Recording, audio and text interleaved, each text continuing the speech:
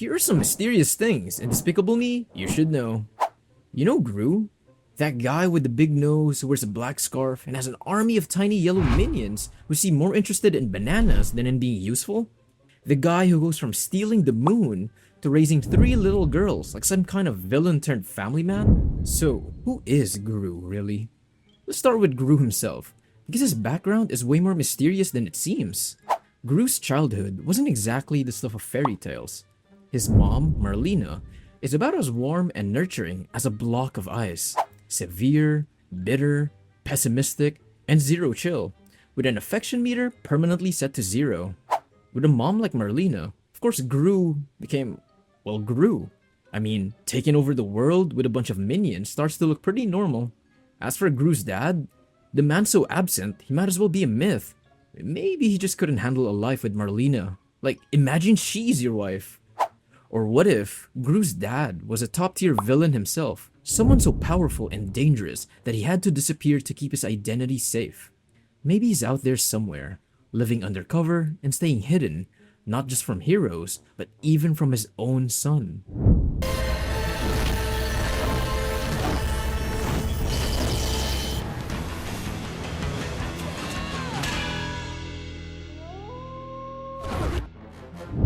Gru's mysterious accent. Where the heck is Gru actually from? Is he Russian? Transylvanian? Or from some hidden European village where plotting world domination is taught alongside the alphabet? I mean, listen to his voice. Mr. Ramsbottom, Oh, hello. what are you doing here? We got him. Got who? Floyd Eagleson. Our agents located a secret room in his shop last night and discovered this. He sounds like Dracula trying to channel a Bond villain, with that thick, almost comedic accent no one can quite place. Fans love to joke he's from Villania, a secret country that trains supervillains the way Wakanda grooms superheroes. You could almost imagine it. A sinister, misty nation where little kids learn to wield freeze rays before they even know how to tie their shoes. Remember when you said that I liked Lucy? Well, it turns out you're right. Really? Yes. Gru's lineage of villains. No one's just born a villain. There must be some kind of family tradition Gru's gotta keep going. Just imagine it, a row of Grus, each more wicked than the next. Perhaps his great-great-grandpa was the original bank robber who walked out of a door, as if it were any other Tuesday in a turn-of-the-century top-hat fashion.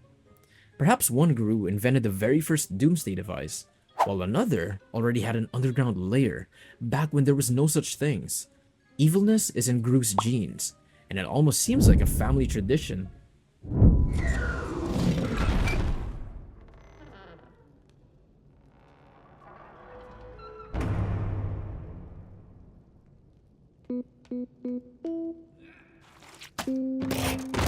What the— oh! So where did the minions actually come from? According to Minions, these little yellow nuggets have been around since the dawn of time. They were there with dinosaurs, the cavemen. I mean, these guys might be older than the concept of evil itself. Some fans actually believe that the minions are the result of some kind of ancient experiment gone wrong.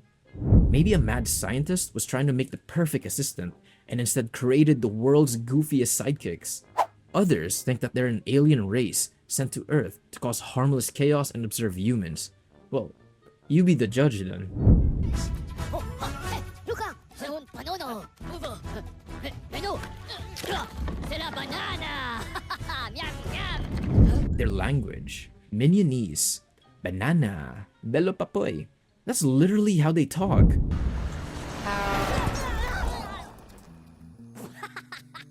Non, mille doué, spetta! Quelle est blamoque! Poratino la capa!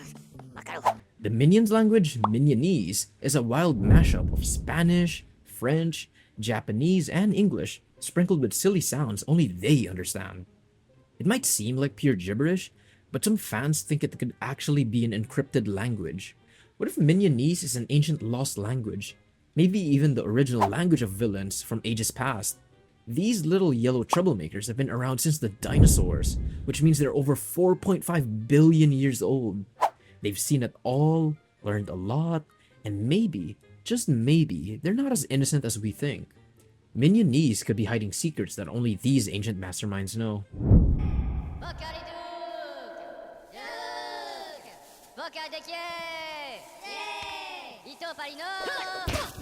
Why they always serve villains? Why would this cute little innocent creature serve the baddest guys time and time again? Minions have been around for centuries, and they're naturally drawn to powerful leaders. It's almost like it's hardwired into their little yellow DNA to follow someone who's up to something big, especially if it's something crazy, exciting, and maybe a little evil. Their lives feel more meaningful when they're part of a wild plan, and villains usually have some of the wildest plans of all. Minions are full of energy. They're restless, curious, and always looking for something to do. They need adventure, and they're not exactly known for making the most ethical choices.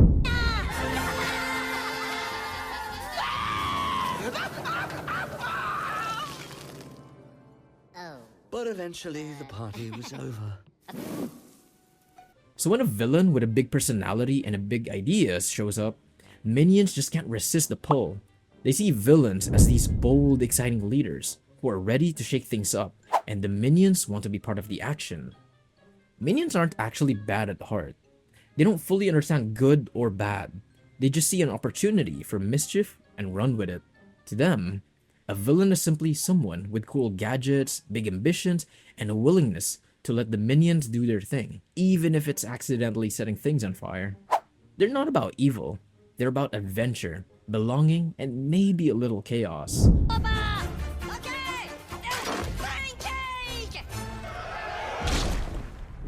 Gru's childhood dream. Gru's childhood dream was always to be an astronaut. His mom, of course, gave him encouraging words, pushing him to reach for the stars. Now, in Despicable Me 4, Gru finally achieves a piece of that dream by traveling to the moon. If you look closely though, he holds a ticket with the number 072069, which is a nod to the date of the first moon landing, which is on July 20, 1969.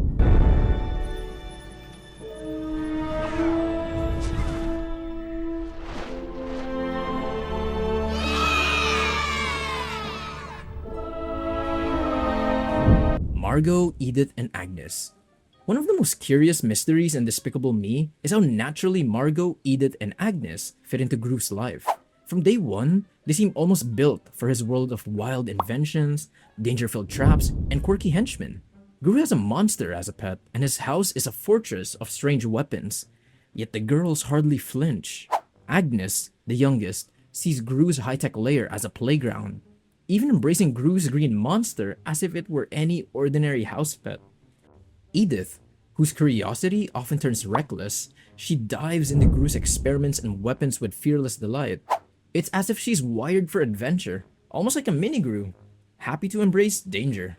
Margot, the oldest, quickly steps into a motherly role, guiding her younger sisters through Gru's world, as if it were completely ordinary. Their seamless adaptation makes you wonder, were these girls always this brave? Or is there something deeper connecting them to Gru's eccentric, villainous life?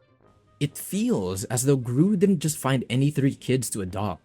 He found 3 young girls with exactly the right blend of courage, curiosity, and humor to handle his chaotic world. Whether fate or coincidence, these girls might be more than Gru's family. They could be his legacy, ready to shape the future of his world in ways even he hasn't imagined. Have you watched Despicable Me 4 yet? We'd love to hear your thoughts in the comments. So, we'll see you in the next video.